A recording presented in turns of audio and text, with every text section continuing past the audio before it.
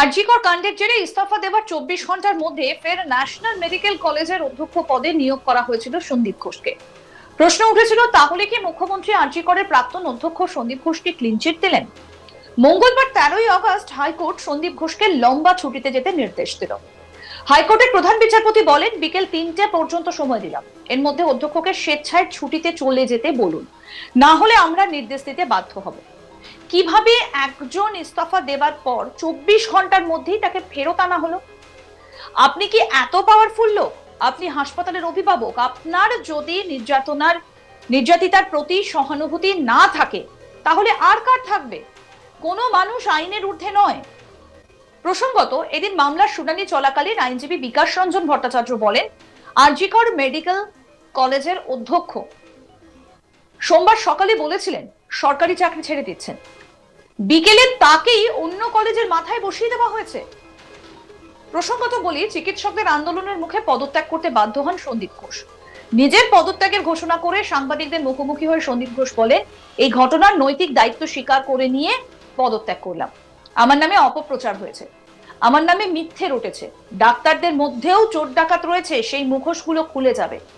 আমি orthopaedic surgeon, আমার দুটো হাত রয়েছে, আমি কিছু করে খেতে পারবো। আমার মেয়ের মৃত্যু হয়েছে, আমি বাবা হিসেবে পদত্যাগ করলাম, বলেছিলেন সন্দীপ ঘোষ। এই বিষয়ে আমাদের প্রতিনিধি রাজেশ সাহা কি প্রতিবেদন তুলে ধরলেন, শুনবো। প্রিন্সিপালের ভূমিকা নিয়ে কিন্তু একটা বড় সময় ধরে আবেদন করে আইনজীবীরা অভিযোগ জানান এবং সেখানে কিন্তু প্রধান বিচারপতি নিজে প্রশ্ন তুলেছিলেন যে ডক্টর সন্দীপ ঘোষ, যিনি প্রিন্সিপাল ছিলেন আরজিকর হাসপাতাল মেডিকেল কলেজ হাসপাতালের, তিনি কোথায় ইস্তফা দিয়েছেন, কেন ইস্তফা দিয়েছেন, সেই ইস্তফাপত্র কে লিখে দিয়েছে, সেগুলি কোথায়, প্রশ্ন তোলা হয়। এবং যখন পুলিশের কেস ডায়েরি তলব করা হয়, একই সঙ্গে কিন্তু সন্দীপ ঘোষের গতকালকের ইস্তফাপত্র এবং আজকের অ্যাপয়েন্টমেন্ট লেটারও আনতে বলা হয়। এবং দ্বিতীয় দফার শুনানির সময় কিন্তু মহামান্য প্রধান বিচারপতি বলেন যে তাকে ছুটিতে পাঠানো উচিত ছিল। তিনি যখন ইস্তফা দিয়েছেন, ইস্তফা গ্রহণ করে তাকে ছুটিতে পাঠানো উচিত ছিল, কিন্তু রাজ্য তা পাঠায়নি। তাকে অবিলম্বে ছুটিতে পাঠানো হোক, এবং যদি তিনি ছুটিতে না যান তাহলে কলকাতা হাইকোর্ট নির্দেশ জারি করে আরজিকর হাসপাতালের প্রিন্সিপালকে ছুটিতে পাঠিয়ে দেবেন। এই কথা বলেন মহামান্য প্রধান বিচারপতি টি.এস গণম। এবং তিনি এছাড়াও বলেন যে এত তাড়াহুড়ো কিসের ছিল রাজ্য সরকারের ক্ষেত্রে, যে তিনি গতকালকে ইস্তফা দিয়েছেন, আজকেই তাকে আবার আরেকটি কলেজের পাশেই আরেকটি কলেজে তাকে প্রিন্সিপাল পদে তাকে যোগ দেওয়াতে হলো। এত তাড়াহুড়ো কেন করেছে, তার কি কারণ রয়েছে, এবং তার ভূমিকা নিয়ে কেন তদন্ত হয়নি, তাকে কেন জিজ্ঞাসাবাদ করা হয়নি, তার স্টেটমেন্ট কেন রেকর্ড করা হয়নি। ফলে প্রিন্সিপালের ভূমিকা নিয়েও কিন্তু ক্ষোভ প্রকাশ করেছে, এবং প্রিন্সিপালকে কেন জিজ্ঞাসাবাদ করা হয়নি তা নিয়েও কিন্তু ভর্ৎসনা করেছে কলকাতা পুলিশকে। জনস্বার্থ মামলার শুনানি শুরু হয়। প্রথম থেকে কিন্তু এই আরজিকর হাসপাতালের সদ্য প্রাক্তন প্রিন্সিপাল, যিনি গতকালকে সেখান থেকে ইস্তফা দিয়েছেন ছাত্রদের দাবি মেনে, সে ডক্টর সন্দীপ ঘোষ, তার ভূমিকা নিয়ে প্রশ্ন তোলেন আবেদনকারী আইনজীবীরা। তার বিরুদ্ধে একাধিক অভিযোগ ওঠে যে তিনি কেন অভিযোগ জানাতে চাননি। কারণ যখন বলা হয় কলকাতা পুলিশ কেন একটি অস্বাভাবিক মৃত্যুর মামলা রুজু করে রেখে দিয়েছিল, প্রথম থেকে খুনের মামলা কেন রুজু করেনি, সেই সময় কিন্তু রাজ্যের অ্যাডভোকেট রাজ্যের কাউন্সিল জানান যে যেহেতু কেউ অভিযোগ করেননি, ফলে সেক্ষেত্রে একটি অস্বাভাবিক মৃত্যুর মামলা প্রথমে রুজু করতে হয়েছিল পুলিশকে। পরবর্তীকালে কলকাতা পুলিশ সেখানে খুন এবং ধর্ষণের ধারা যুক্ত করে। তখন প্রধান বিচারপতি প্রশ্ন তোলেন যে কলেজ কর্তৃপক্ষ, যার ছাত্রী ছিল সেই তরুণী চিকিৎসক যে এখানে পড়তে এসেছিল, তাদের তো অবশ্যই দায়িত্ব বর্তায়, তারা কেন অভিযোগ দায়ের করেনি, কেন কেউ অভিযোগ করতে চায়নি? এটা তো রাস্তার ধারে একটি মৃতদেহ পড়ে আছে, বা একটা অচেনা বা আনআইডেন্টিফাইড ডেড বডি পড়ে আছে এমন তো নয়, অচেনা একটি মৃতদেহ পড়ে আছে এমন তো নয়। কলেজের ছাত্রী, যে সেই কলেজে পড়তে এসেছিল, সেই কলেজের ছাত্রী যিনি ওখানে কর্মরত অবস্থায় তার মৃত্যু হয়েছে, তাকে সকলে চেনেন, তার সহকর্মীরা চেনেন, তার ঊর্ধ্বতন কর্তৃপক্ষরা চেনেন, তার শিক্ষকরা চেনেন। ফলে এমনটা নয় যে রাস্তার ধার থেকে একটু অচেনা মৃতদেহ উদ্ধার হয়েছে। ফলে সেক্ষেত্রে কলেজ কর্তৃপক্ষ কেন অভিযোগ জানায়নি? এবং এছাড়াও এই প্রিন্সিপালের বিরুদ্ধে আরো একাধিক অনিয়ম বা বেনিয়মের অভিযোগ আনা হয়েছিল।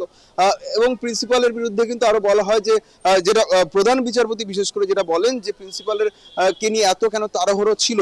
গতকালকে তিনি যখন আরজিকর মেডিকেল কলেজের হাসপাতালের অধ্যক্ষ পদ থেকে যখন ইস্তফা দেন, তিনি যখন চাকরি ছাড়ার জন্য ইস্তফা দেন, কেন স্বাস্থ্য মন্ত্রক সেটা গ্রহণ না করে তড়িঘড়ি শহরেরই আরেকটি গুরুত্বপূর্ণ মেডিকেল কলেজ হাসপাতালের অধ্যক্ষ করে দিল।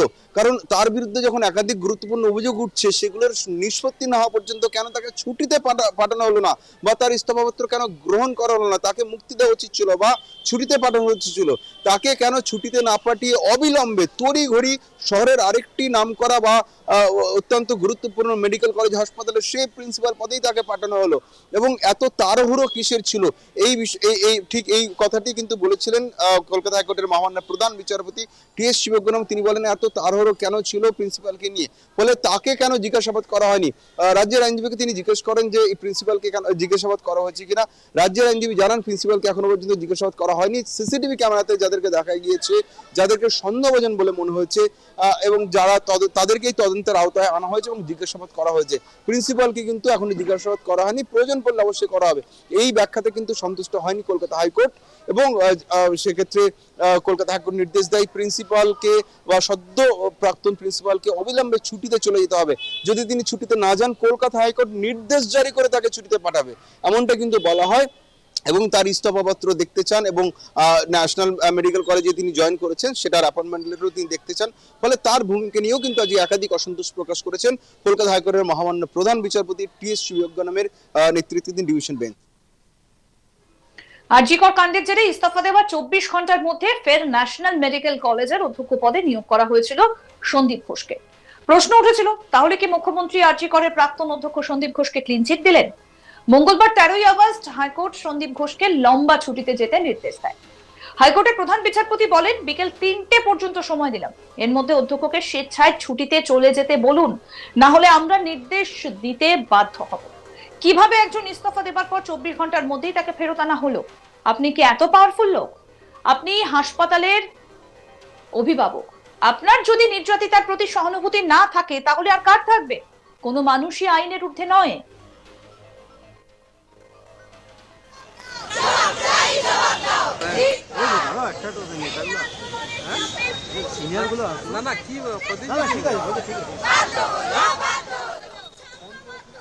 প্রসঙ্গত বলি, এদিন মামলার শুনানি চলাকালীন আইনজীবী বিকাশ রঞ্জন ভট্টাচার্য বলেন, আরজিকর মেডিকেল কলেজের অধ্যক্ষ সোমবার সকালে বলেছিলেন সরকারি চাকরি ছেড়ে দিচ্ছেন, বিকেলে তাকেই অন্য কলেজের মাথায় বসিয়ে দেওয়া হয়েছে। চিকিৎসকদের আন্দোলনের মুখে পদত্যাগ করতে বাধ্য হয়েছিলেন সন্দীপ ঘোষ। নিজের পদত্যাগের ঘোষণা করে সাংবাদিকদের মুখোমুখি হয়ে সন্দীপ ঘোষ বলেছিলেন, এই ঘটনার নৈতিক দায়িত্ব স্বীকার করে নিয়ে পদত্যাগ করলাম। আমার নামে অপপ্রচার হয়েছে, আমার নামে মিথ্যে রটেছে, ডাক্তারদের মধ্যেও চোর ডাকাত রয়েছে, সেই মুখোশগুলো খুলে যাবে। এবং তিনি বলেছিলেন যে আমি অর্থোপেডিক সার্জন, আমার দুটো হাত রয়েছে, আমি কিছু করে খেতে পারবো, আমার মেয়ের মৃত্যু হয়েছে, আমি বাবা হিসেবে পদত্যাগ করলাম। আরো আপডেট পেতে দেখতে থাকুন আজ তাক বাংলার ইউটিউব চ্যানেল, সাবস্ক্রাইব করুন।